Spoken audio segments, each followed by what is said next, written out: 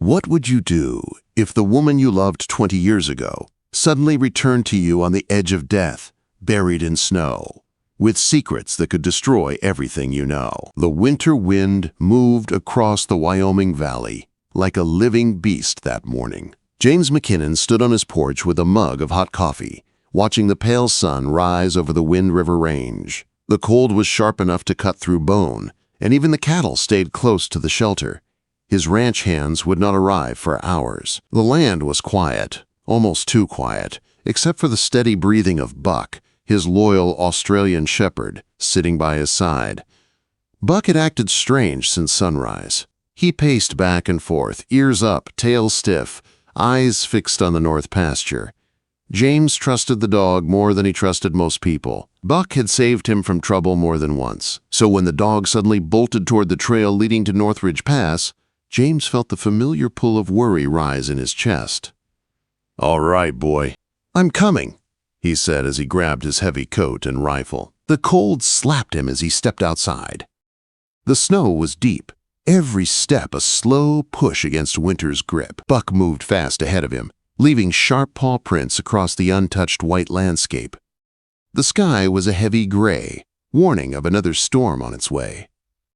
James had lived long enough to know storms in Wyoming did not forgive mistakes. They had walked nearly 2 miles when Buck suddenly stopped at the edge of a ravine.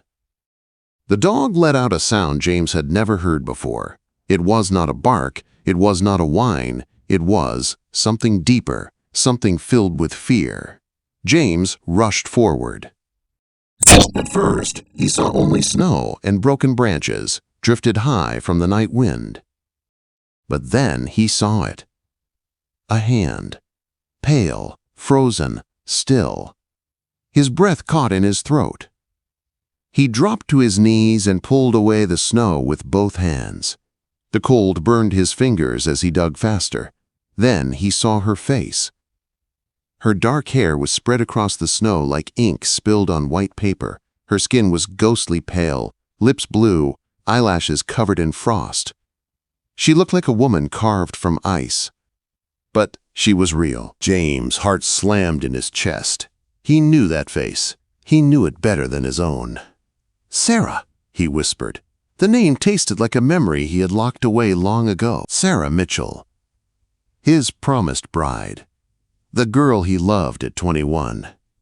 The girl who vanished with her family one cold autumn morning, leaving no note, no goodbye, nothing but a broken promise. He pressed his fingers to her neck. For a long second, there was nothing. Then he felt it. Faint. Weak. But there. "She's alive," he said, voice trembling. Buck pressed his body against her side, as if trying to share his warmth. James lifted Sarah in his arms. She weighed almost nothing. It frightened him more than the cold. Her clothes were thin, not meant for weather like this. Frostbite touched her fingers. Her face was slack with exhaustion. He had no idea how long she had been lying out here alone. "Easy, Sarah. I've got you now," he murmured, even though she could not hear him. The wind blew harder. More snow coming. If he did not hurry, the storm would trap them all. He carried her through the drifts, each step a battle. The cold bit into his skin. His breath puffed out in sharp bursts. Buck stayed close, circling like a guard. Memories hit him with every step. Sarah laughing under the cottonwood tree. Sarah holding his grandmother's ring, promising they would marry in the spring. Sarah crying the day before she left, saying things she could not explain. He had never stopped wondering, never stopped looking for answers, but he had stopped hoping he would ever see her again. Yet here she was, barely breathing in his arms. They reached the cabin at last. Heat poured out as he pushed the door open. Buck rushed inside, barking urgently. James carried Sarah into the guest room, the one his mother always kept ready in case someone needs help. His mother had been right about many things. James set Sarah on the bed and worked fast. He removed her frozen coat, wrapped her in warm blankets, checked her breathing again. Her skin was like ice. Frostbite had taken her fingertips, but not too far. Her left arm sat at an odd angle. Broken, maybe. She must have fallen. When he lifted her head to give her a sip of warm water, something slipped from her shirt. A silver locket, half frozen. He knew it before he even touched it. He had given it to her when she turned 16. He opened it. Inside was a small photo of them standing beneath the cottonwood tree, young, hopeful. Two kids who believed the world would always be kind. He felt something sharp twist in his chest. "How did you end up here, Sarah?" he whispered. "Why now?" Buck nudged the side of the bed, watching Sarah with deep, worried eyes. James checked her pulse again, a little stronger, her breathing steady but shallow. She was fighting. He took her cold hand in his own. "You're safe now," he said quietly. "Whatever brought you back after 20 years, I'll protect you. I swear it." Outside, the wind howled. Snow hit the windows. The storm was close. Inside, Sarah slept with ragged breaths, her fingers curled weakly in James's hand, as if holding on to the last piece of her past. He pulled the chair close to the bed and sat down to keep watch. Buck lay across the doorway like a guard made of fur and loyalty. The storm raged, but for the first time in 20 years, James felt something warm inside his chest. Hope. The storm hit hard that night, slamming against the ranch house like a beast trying to break its way inside. But James barely noticed the wind. His eyes stayed fixed on Sarah as she lay on the bed, her breaths shallow but steady. Buck stayed close, never moving more than a few inches from her feet, as if he knew she needed guarding. Hours passed before she finally stirred. At first it was only a soft sound, a weak breath that hitched in her throat. Then her fingers twitched beneath the blankets. James leaned forward, heart pounding. "Sarah?" he whispered. Her eyelids fluttered, slow and heavy, as if it took all her strength to lift them. When they finally opened, her gaze was unfocused at first. Then her eyes found his. For a moment, she didn't speak. She simply stared at him, confusion shifting into recognition. "James," she whispered. Her voice was rough, barely more than a breath. "Am I alive?" Quote, "You're alive," James said softly. "You're safe." Her eyes filled with tears that didn't fall. She tried to sit up, but pain hit her fast. She gasped, clutching her ribs with her good arm. "Easy," James said, guiding her gently back to the pillows. "You're hurt, frozen half to death, broken arm, frostbite, but you're going to be all right." Sarah closed her eyes again, breathing shallowly. "I didn't know where else to go." He swallowed the tightness in his throat. "You came home." She didn't answer, her face twisted with a fear that didn't belong to the cold. Something deeper, something darker. Buck nudged her hand, and she managed a weak smile as she touched his fur. "How long?" she whispered. "You've been here since this morning," James said. "Buck found you buried in the snow." She turned her head slowly toward the dog. "Good boy," she whispered. Buck's tail thumped once against the floor. James hesitated, studying her face. The last time he had seen Sarah, she was 18 and full of dreams. Now she looked older, tired, worn down by years he couldn't imagine. But she was still Sarah, still the woman he had promised to marry under the cottonwood tree. And she had come back to him. "Sarah," he began carefully, "what happened to you? Why were you out there alone?" Her breath hitched. Her eyes darted toward the window as if she feared the darkness outside. "They found me," she whispered. "Who?" She swallowed hard. Her broken arm shook as she tried to steady herself. "I can't. Not yet," she said. "I need you to check my coat pocket." James stood and grabbed the torn, frozen coat from where it hung near the fire. He reached into the pocket and pulled out a worn envelope. The paper felt old, almost fragile. His name was written on the front in faded ink. "James." His heart pounded. The handwriting was hers. "I wrote that the day we left," Sarah said. "I carried it with me for 20 years. I never mailed it." James held the letter like it might crumble in his hands. Suddenly the room felt too small, too full of memories. But before he could open it, Sarah gasped and grabbed his wrist. "Not now," she whispered. "Not until I tell you everything." Her eyes went wide with sudden panic. "James, they're coming!" A loud engine roared outside, cutting through the storm. Buck sprang to his feet, barking sharply. James moved fast. He grabbed his rifle from the wall and stepped toward the window. Headlights glowed through the sheets of falling snow, moving up the long driveway. He felt his pulse jump. Not ranch hands, not neighbors, and not friendly. "Stay here," he said, though Sarah was in no condition to move anyway. "Buck, guard her." Buck growled, low and deep. James made his way downstairs. The wind rattled the windows, and snow beat against the porch like fists.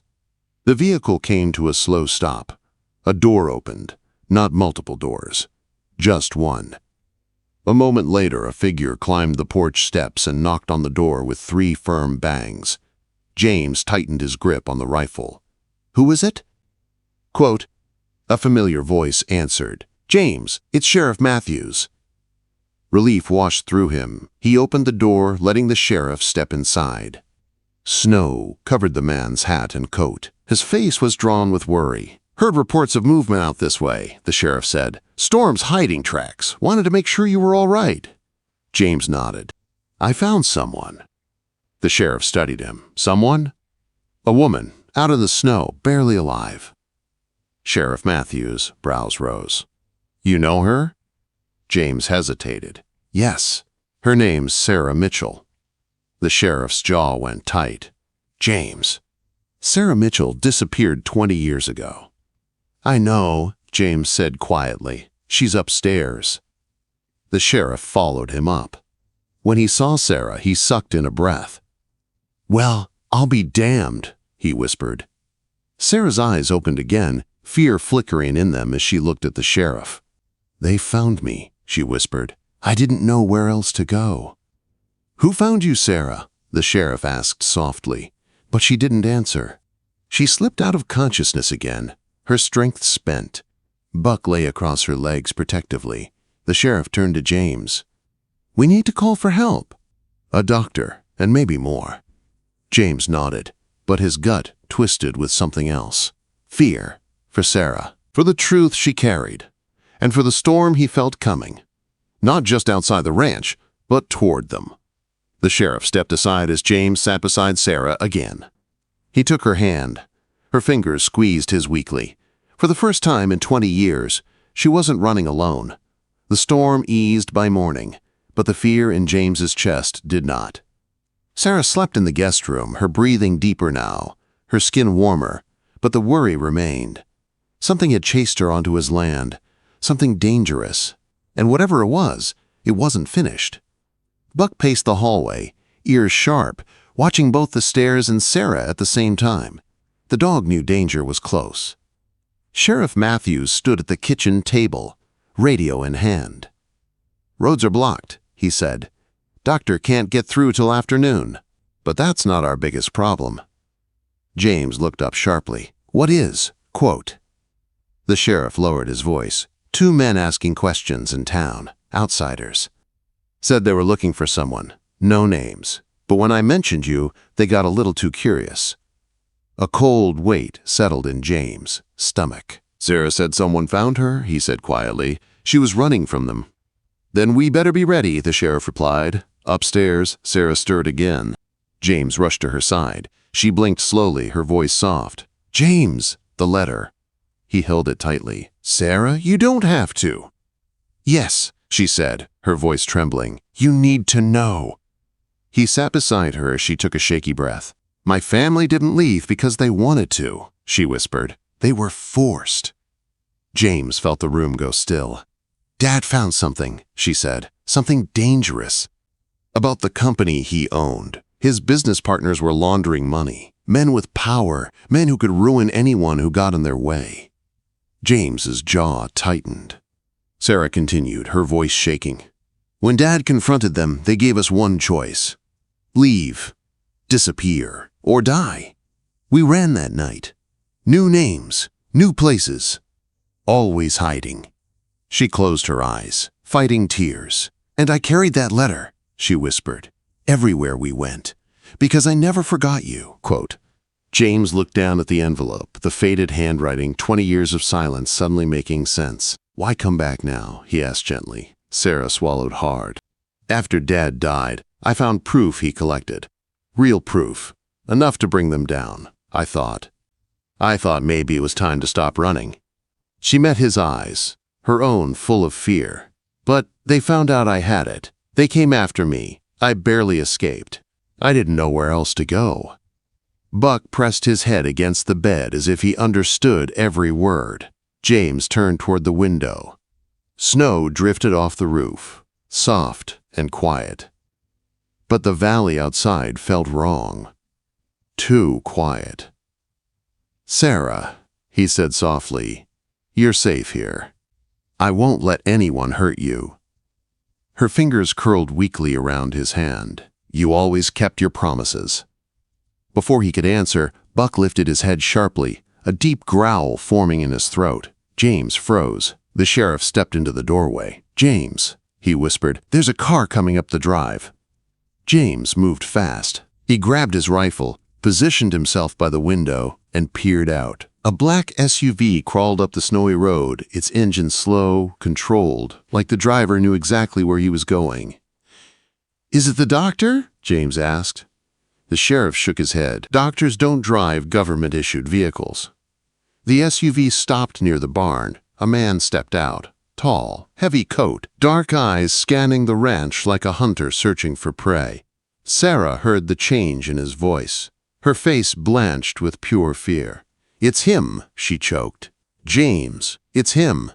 The sheriff pulled his pistol. "Get her somewhere safe." James acted on instinct. He scooped Sarah into his arms. She gasped from the pain, but she held on. Buck stayed close, body tense, ready to defend. "Downstairs," James said. "Storm cellar." They moved quickly, the sheriff covering the hallway window, but as James reached the kitchen, a voice echoed from outside. A calm voice, too calm. "Miss Mitchell," the man called out, "you've caused a lot of trouble. Let's talk." James's blood burned hot. He kicked open the door to the storm cellar and carried Sarah down the steps. Buck followed, barking sharp warnings. The sheriff positioned himself at the top, gun steady. James set Sarah on a blanket beside stacks of old ranch supplies. Her breaths came fast, scared. "James," she whispered, eyes wide, "you shouldn't have to do this." He brushed a strand of hair from her face. "I lost you once," he said softly. "I'm not losing you again."